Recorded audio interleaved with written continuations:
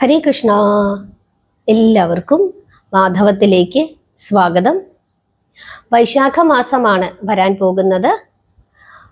വിഷ്ണു ഭക്തരെ സംബന്ധിച്ചിടത്തോളം ഏറ്റവും സന്തോഷകരമായ മാസമാണ് വൈശാഖ മാസം അല്ലെങ്കിൽ മാധവ മാസം.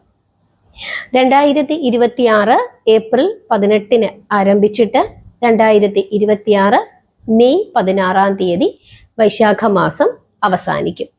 ഉത്തരേന്ത്യയിലൊക്കെ വൈശാഖ മാസം തുടങ്ങിക്കഴിഞ്ഞു. എന്നാൽ ദക്ഷിണേന്ത്യയിൽ ഈ മാസം 18 ആരംഭിക്കുന്നത്. മഹാവിഷ്ണു തന്നെ നാരദ മഹർഷിയോട് ഈ മാസത്തെ പ്രാധാന്യത്തെ പറ്റി പറയുന്നുണ്ട്. വളരെ ശ്രേഷ്ഠമായ മാസമാണെന്നും എല്ലാ വിധത്തിലുള്ള ദോഷങ്ങൾ മാറുന്നതിനും നമ്മുടെ പാപങ്ങളെല്ലാം പരിഹരിക്കുന്നതിനും മോക്ഷം ലഭിക്കുന്നതിനുമൊക്കെ തന്നെ ഏറ്റവും ശ്രേഷ്ഠമായ മാസമാണ് വൈശാഖ മാസം. മാസങ്ങളിൽ ഭഗവാന് ഏറ്റവും പ്രിയം വൈശാഖ മാസമാണ് എന്നും പറയുന്നുണ്ട്. ഭഗവാൻ ഏറ്റവും ഇഷ്ടമുള്ള മാസമാണ് വൈശാഖ മാസം. ആ മാസത്തിൽ ധാരാളം കാര്യങ്ങൾ ചെയ്യാനായി ഭഗവാൻ ഉപദേശിക്കുന്നുണ്ട്. അതിലൊന്നാണ് ദാനധർമ്മങ്ങൾ, ദാനം ചെയ്യുക. അത് ജലം ദാനം ചെയ്യണമെന്ന് പറയുന്നുണ്ട്. അതുപോലെ തന്നെ ഭക്ഷണ പദാർത്ഥങ്ങൾ ദാനം ചെയ്യണം എന്ന് പറയുന്നുണ്ട്. അതുപോലെ ചൂടിൽ നിന്നും സംരക്ഷണം നൽകുന്നതിന് വേണ്ടിയിട്ടുള്ള കുടകൾ ദാനം ചെയ്യണം എന്ന് പറയുന്നുണ്ട്. ജലം ദാനം ചെയ്യണം, കുടിവെള്ളം, ദാഹജലം ഇവയൊക്കെ ദാനം ചെയ്യണമെന്ന് പറയുന്നു. എന്നിട്ട് ഭഗവാൻ പറയുന്നു, ഈ മാസത്തിൽ എന്നെ പൂജിക്കുന്നവർക്ക് എൻ്റെ എല്ലാ വിധത്തിലുള്ള ഐശ്വര്യങ്ങളും ലഭിക്കുമെന്ന് പറയുന്നു. ഒരു മനുഷ്യനെ സംബന്ധിച്ചിടത്തോളം അവന്റെ ജീവിതത്തിൽ അവൻ എന്തൊക്കെ പാപങ്ങൾ ചെയ്തിട്ടുണ്ടെങ്കിലും അതിന് പരിഹാരം കാണുന്നതിന് ഏറ്റവും ശ്രേഷ്ഠമായ മാസമാണ് വൈശാഖ മാസം എന്നുകൂടി ഭഗവാൻ നാരദർക്ക് ഉപദേശിച്ചു കൊടുക്കുന്നു. എന്നിട്ട് കഥ പറഞ്ഞു കൊടുക്കുന്നുണ്ട്. വൈശാഖ മാസത്തിന്റെ കഥ ഭഗവാൻ നാരദർക്ക് പറഞ്ഞു കൊടുക്കുന്നുണ്ട്. അതായത് പണ്ട് കാശിയില് കീർത്തിമാൻ എന്ന ഒരു രാജാവ് ഉണ്ടായിരുന്നു. വളരെ ശ്രേഷ്ഠനായ രാജാവായിരുന്നു അദ്ദേഹം. വൈശാഖ മാസത്തില് ആ മാസത്തിന്റെ പ്രാധാന്യം ഒന്നും അറിയാതെ തന്നെ കാട്ടിലേക്ക് നായാട്ടിനായിട്ട് പോകുന്നു. അങ്ങനെ അദ്ദേഹം നായാടിക്കൊണ്ടിരിക്കുന്ന അവസരത്തിൽ അദ്ദേഹം വസിഷ്ഠ മഹർഷിയുടെ ആശ്രമ പരിസരത്ത് എത്തിച്ചേരുന്നു. വസിഷ്ഠ മഹർഷിയുടെ ആശ്രമത്തിന്റെ പരിസരത്ത് എത്തിച്ചേർന്ന ഈ രാജാവിന്, അതായത് കാശിയിലെ രാജാവായ കീർത്തിമാൻ എന്ന രാജാവ് കാണുന്ന കാഴ്ച അതിശയിപ്പിക്കുന്നതായിരുന്നു.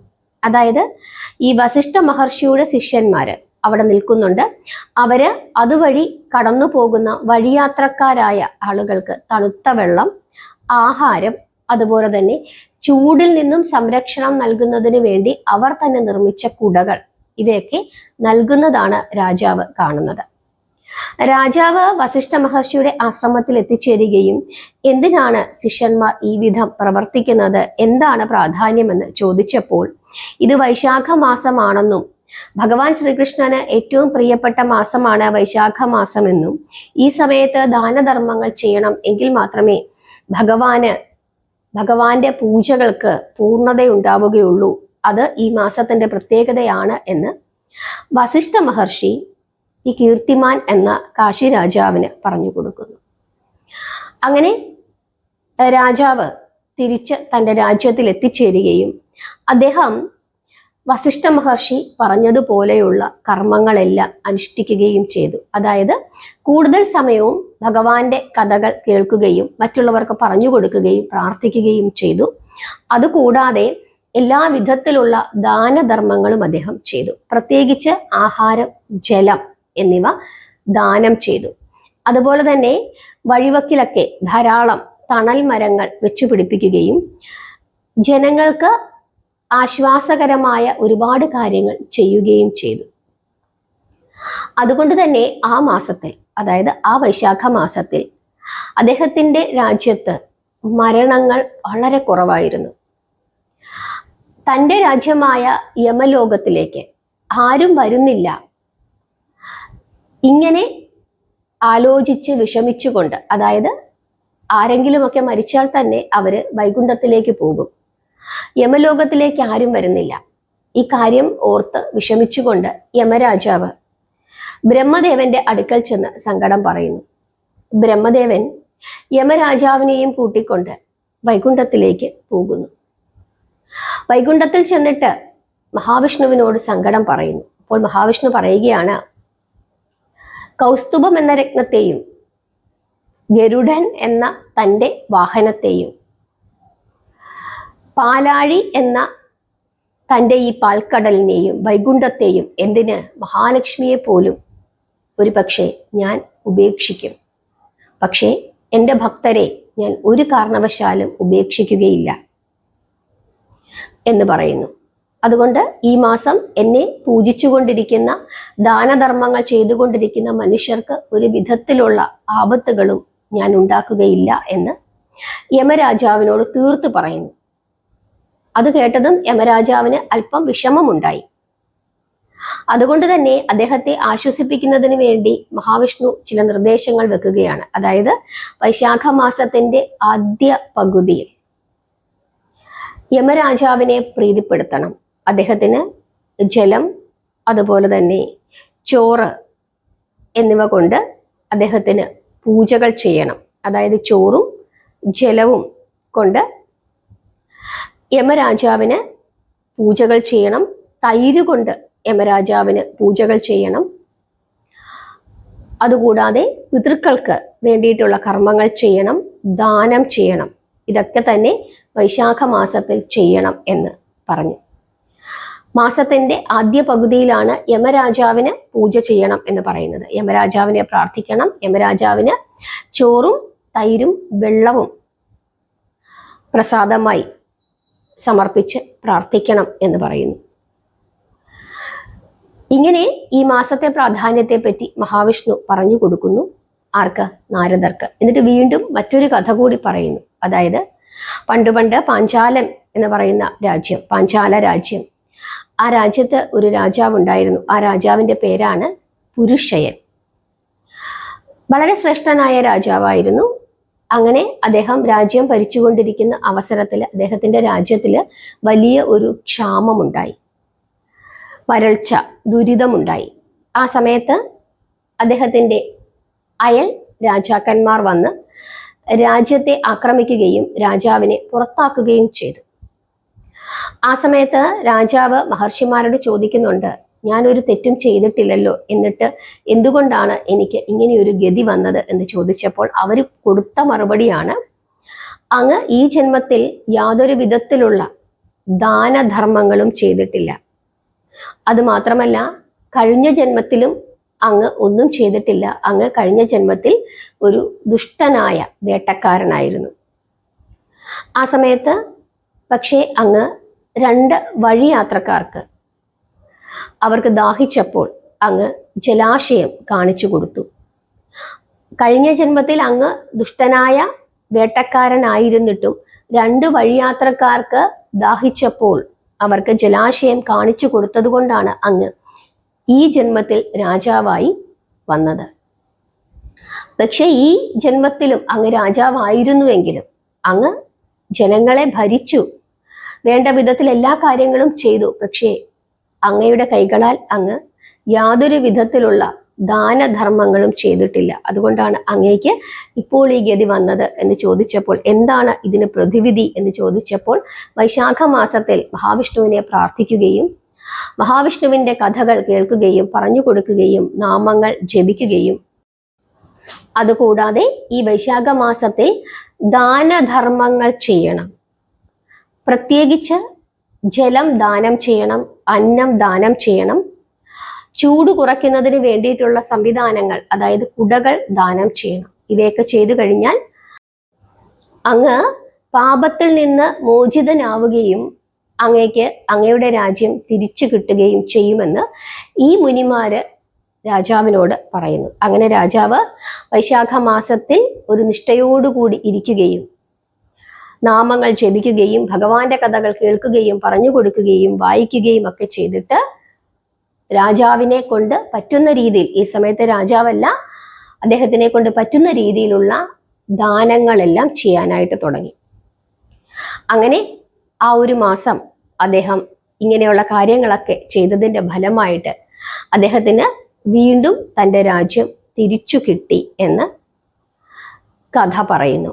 ഈ രണ്ട് കഥയും ഭഗവാൻ ശ്രീകൃഷ്ണൻ നാരദർക്ക് പറഞ്ഞു കൊടുക്കുന്നു. എന്നിട്ട് പറയുന്നു, എനിക്ക് ഏറ്റവും ഇഷ്ടമുള്ള മാസമാണ് വൈശാഖ മാസം, മാധവ മാസം. അതുകൊണ്ട് തന്നെ ഈ മാസത്തിൽ എന്നെ പൂജിക്കണം, പിതൃക്കൾക്ക് വേണ്ടിയിട്ടുള്ള കർമ്മങ്ങളെല്ലാം അനുഷ്ഠിക്കണം, ദാനം ചെയ്യണം, പ്രത്യേകിച്ച് ആഹാരം, അതുപോലെ തന്നെ ജലം, കുടകൾ ഇവ ദാനം ചെയ്യണം. ഇത്രയും കാര്യങ്ങളൊക്കെ ചെയ്ത് ഇരുന്നു കഴിഞ്ഞാൽ തീർച്ചയായിട്ടും എല്ലാ വിധത്തിലുള്ള ഐശ്വര്യങ്ങൾ ഉണ്ടാകുമെന്നും നമ്മൾ എന്തെങ്കിലുമൊക്കെ പാപങ്ങൾ അറിഞ്ഞും അറിയാതെയും ഒക്കെ ചെയ്തിട്ടുണ്ടെങ്കിൽ അതിന് ക്ഷമ ചോദിക്കുന്നതിനും അതിനു വേണ്ടിയിട്ടുള്ള പ്രതിവിധികൾ ചെയ്യുന്നതിനുമൊക്കെ ഏറ്റവും ശ്രേഷ്ഠമായ മാസമാണ് ഈ മാസം എന്ന് പറയുന്നു. ഇതൊക്കെയാണ് വൈശാഖ മാസത്തെ പറ്റി ഭഗവാൻ ശ്രീകൃഷ്ണൻ നാരദർക്ക് പറഞ്ഞു കൊടുക്കുന്നത്. വിഷ്ണു ഭക്തരെ സംബന്ധിച്ചിടത്തോളം ഏറ്റവും ശ്രേഷ്ഠമായ മാസമാണ്. വൈശാഖ മാസത്തിന്റെ പ്രത്യേകത നെയ്വിളക്ക് തെളിയിച്ച് പ്രാർത്ഥിക്കണം എന്നുള്ളതാണ്. ഭഗവാന് നെയ്വിളക്ക് തെളിയിച്ച് പ്രാർത്ഥിക്കുക. നമ്മൾ ദാമോദര മാസത്തിൽ പ്രാർത്ഥിക്കുന്നത് പോലെ നെയ്വിളക്ക് തെളിയിച്ച് പ്രാർത്ഥിക്കുക. നെയ്വിളക്ക് തെളിയിച്ച് പ്രാർത്ഥിക്കുമ്പോൾ മഹാവിഷ്ണുവിനും മഹാലക്ഷ്മിക്കും സന്തോഷമുണ്ടാകും. മഹാലക്ഷ്മി സമേതനായി നമ്മുടെ ഭവനത്തിൽ വിഷ്ണു കുടിയിരിക്കും. ഈ സമയത്ത് ഭാഗവതം പാരായണം ചെയ്യുക, ഭഗവാന്റെ കഥകൾ പറയുക, പറഞ്ഞു കൊടുക്കുക. കഴിയുന്നതും ഈ ഒരു മാസം വെജിറ്റേറിയൻ ഭക്ഷണം ശീലിച്ച് ഇരിക്കുകയാണെങ്കിൽ വളരെ നല്ലതാണ്. നമ്മൾ ഹിന്ദുമത വിശ്വാസികൾ മാത്രമേ ഉള്ളൂ നമ്മുടെ ഇതുപോലുള്ള പുണ്യമാസങ്ങൾ ഒരു നിഷ്ഠയോടുകൂടി ഇരിക്കാത്തത്. എന്നാൽ മറ്റ് മതത്തിൽപ്പെട്ട ആളുകൾ എല്ലാവരും തന്നെ അവരുടെ പുണ്യമാസങ്ങളെല്ലാം തന്നെ അവർ ആ നിഷ്ഠയോടുകൂടി ഇരിക്കാറുണ്ട്. എന്നാൽ എന്തുകൊണ്ടോ നമ്മൾ അതൊന്നും ചെയ്യുന്നില്ല. നമുക്ക് നോൺ വെജ് ഒഴിവാക്കാനോ അല്ലെങ്കിൽ അതിരാവിലെ എഴുന്നേറ്റ് കുളിച്ച് പ്രാർത്ഥിക്കാനോ ഒന്നും തന്നെ നമുക്ക് പറ്റില്ല. എന്നാൽ മറ്റുള്ള ആളുകൾ അവരുടെ പ്രാർത്ഥനാ സമയത്ത് അത് എത്ര രാത്രിയായാലും വെളുപ്പിനെ ആയാലും ഒക്കെ തന്നെ അവർ ആ കൃത്യസമയത്ത് അവരത് ചെയ്യാറുണ്ട്. അവരുടെ മാസങ്ങളിലെല്ലാം തന്നെ പുണ്യമാസങ്ങളിലെല്ലാം തന്നെ അവർ ആ നിഷ്ഠയോടുകൂടി ഇരിക്കാറുമുണ്ട്. അതിൻ്റെതായ ഐശ്വര്യം അവർക്ക് ഉണ്ട് താനും. പക്ഷെ നമ്മളെ സംബന്ധിച്ചിടത്തോളം നമുക്കിതൊക്കെ എന്തോ ഒരു ആക്ഷേപം പോലെയാണ്. അഥവാ വീട്ടിലുള്ള ആരെങ്കിലും ചെയ്യുമ്പോൾ നമ്മുടെ വീട്ടിൽ തന്നെയുള്ള മറ്റുള്ളവർ നമ്മളെ പുച്ഛിക്കും, കളിയാക്കും. എന്നാൽ ഈ പുച്ഛിക്കുകയും കളിയാക്കുകയും ചെയ്യുന്ന ആളുകള് മറ്റ് മതത്തിൽപ്പെട്ടിരിക്കുന്ന ആളുകള് അവര് ഈ വിധത്തിലുള്ള വ്രതങ്ങളും അനുഷ്ഠാനങ്ങളും ഒക്കെ ചെയ്യുമ്പോൾ അവരെ അഭിനന്ദിക്കുകയും ചെയ്യുന്നത് നമുക്ക് കാണാനായിട്ട് സാധിക്കും. അതായത് അവര് ചെയ്യുമ്പോൾ അത് നല്ലത്, നമ്മൾ ചെയ്യുമ്പോൾ മോശം. ഇതാണ് ഇരട്ടത്താപ്പ്. അതുകൊണ്ട് നമ്മുടെ ധർമ്മത്തിന് അനുസൃതമായി ജീവിക്കുക, നമ്മുടെ പുണ്യമാസങ്ങൾക്ക് പ്രാധാന്യം കൊടുത്തുകൊണ്ട് നമ്മുടെ മാസങ്ങളിൽ ഭഗവാൻ എന്താണോ പറഞ്ഞിരിക്കുന്നത് ആ കാര്യങ്ങളൊക്കെ ചെയ്യുക. അതിരാവിലെ എഴുന്നേൽക്കുക, കുളിക്കുക, പ്രത്യേകിച്ച് ബ്രഹ്മമുഹൂർത്ത സമയത്ത് പ്രാർത്ഥിക്കുക. നമ്മുടെ മാധവം എന്ന യൂട്യൂബ് ചാനലിന് ഒരു വാട്സപ്പ് ഗ്രൂപ്പ് ഉണ്ട്.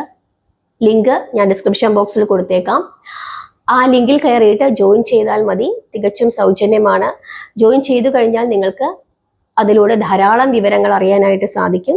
എല്ലാ ദിവസത്തെയും ബ്രഹ്മമുഹൂർത്തം, രാഹുകാലം, ഉദയം, അസ്തമയം ഒക്കെ തന്നെ ഇടാറുണ്ട്. അപ്പോൾ അതനുസരിച്ചിട്ട് നിങ്ങൾക്ക് ചെയ്യാനായിട്ട് പറ്റും. അതുപോലെ മറ്റു പല കാര്യങ്ങളും നിങ്ങൾക്ക് ആ ഒരു ഗ്രൂപ്പിലൂടെ അറിയാനായിട്ട് സാധിക്കും.